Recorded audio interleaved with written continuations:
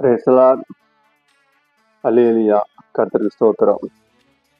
அருமையான இதை பார்த்து கொண்டிருக்கிற தேவ பிள்ளைகளே, உங்கள் அனைவருக்கும் கர்த்தருடைய நாமத்தினாலே வாழ்த்துக்கள். இன்றைக்கு ஒரு சின்ன காரியத்தை மட்டும் பார்ப்போம்.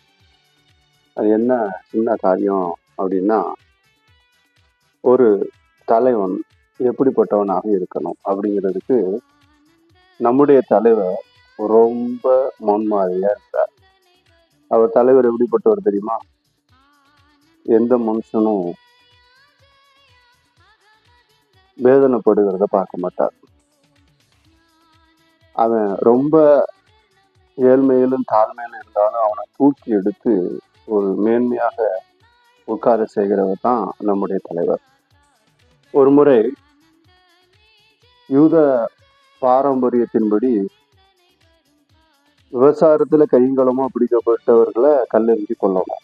அது அவங்களுடைய சட்டம், அவங்களுக்கு கொடுக்கப்பட்ட சட்டம்.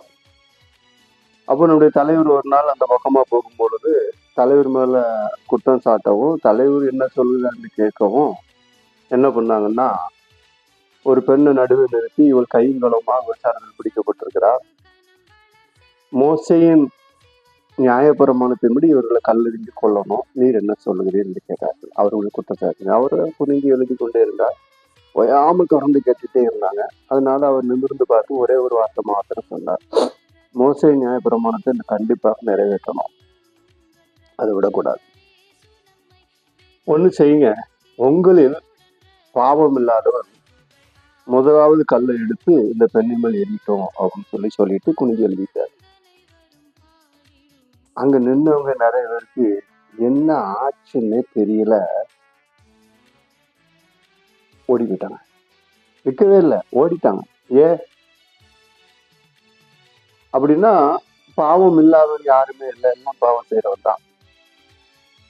கொஞ்ச நேரம் கழிச்சு நிமிர்ந்து பாக்குறாரு, அந்த அம்மா நான் தண்ணி நிற்குது, என்னப்பா உன்னை யாரும் நியாயம் இருக்கலையா அப்படின்னு சொல்லி கேட்கிறாரு. இல்லையா? சரி, நானும் உன்னை நியாயம் இருக்கிறது இல்லை, ஓ இனிமே பாவம் செய்யாத அப்படின்னாரு. பாருங்க, இந்த பெண் விபசாரம் செய்தவள் தான். விபசாரம் செய்தவளே இஸ்ரவேல் யூத சட்டத்தின்படி கல்லெறிஞ்சு கொல்லணும். ஆனால் இந்த தலைவன் என்ன பண்ணார் தெரியுமா?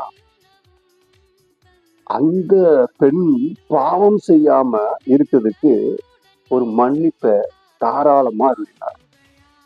அதுக்கு பிற்பாடு அந்த பெண்ணுடைய வாழ்க்கையில பார்க்கிறோம், பாவமே செய்யல, தன்னை பரிசுத்தமா காத்து கொண்டார்கள். அந்த தலைவனுடைய ஒரு சிசியாக மாறி போயிட்டார்கள்.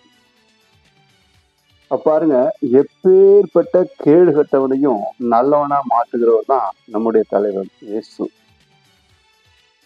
இந்த இயேசு எப்படிப்பட்டவர் தெரியுமா? அவர் ஒரு தலைவர். அந்த தலைவர் அவருடைய ராஜ்யத்துக்கு கீழே இருக்கிற அவருக்கு கீழே இருக்கிறவர்களா எப்படிப்பட்டவர்களா இருந்தாலும், படு மோசமானவர்களா இருந்தாலும் அவர்களையும் திருத்தி சரிப்படுத்தி, அவர்களுக்கு தாளந்துகள், அதாவது அதிகாரங்கள், அதாவது திறமைகள் இருக்கோ இல்லையோ அவர்களுக்கு சில திறமைகளை கொடுத்து, திறமையில்லாதவனையும் திறமைப்படுத்தி, சரியில்லாதவனையும் சரிப்படுத்தி, சீர்படாதவனையும் சீர்படுத்தி வைக்கிறது தான் தலைவன். படிப்பை கெடுத்து குடி போதைக்கு ஆளாக்கி நாட்டு ஜனங்களை அடிமைப்படுத்தி தாங்க நல்லா இருக்கணும்னு நினைக்கிறவர்கள் அது நல்ல தலைவனுக்கு எடுத்துக்காட்டல்ல. ஒரு நல்ல தலைவன் என்ன சொன்னா, தன்னை சுற்றி இருக்கிற ஜனங்கள் நல்ல நீர், நல்ல படிப்பு, நல்ல ஆடை, நல்ல ஆகாரம், சௌந்தரியமான வாழ்வு, பாதுகாப்பான ஒரு வாழ்க்கை, அப்படி எந்த தலைவன் கொடுக்கிறானோ அவன் தான் ஒரு நல்ல தலைவன். நம்முடைய தலைவன் இவை எல்லாவற்றிலும் மேற்கொண்ட அருமையான ஒரு தலைவன். எத்தனையோ மனிதர்கள் மிகவும் சீர்கட்டவர்களாக சமுதாயத்தில் புறக்கணிக்கப்பட்டவர்களாக இருந்த பொழுதும் அவர்கள் இந்த தலைவனிடத்தில் இயேசுனிடத்தில் வந்த பொழுது நல்லவர்களாக, அநேகரை சீர்படுத்துபவர்களாக, ஒரு அநேகருக்கு ஒரு முன்மாதிரியான மனிதர்களாக மாறி இருக்கிறார்கள்.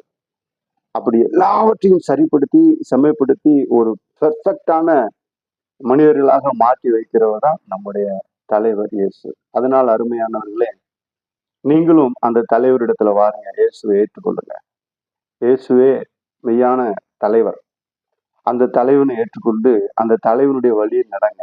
அவர் உங்களுக்கு மிகவும் மேன்மையான நல்ல நல்ல காரியங்கள் செய்வார். தொடர்ந்து அந்த தலைவனை பற்றி நாம் பேசுவோம். வாருங்கள், உங்களுக்கு இயேசுவை பற்றி சொல்லுகிறோம். அந்த தலைவனோடு இருந்து அந்த தலைவனுடைய ராஜ்யத்தில் நீங்களும் ஆளுகை செய்ய வாருங்கள் என்று உங்களை அழைப்பு விடுக்கிறோம். ஆமென்.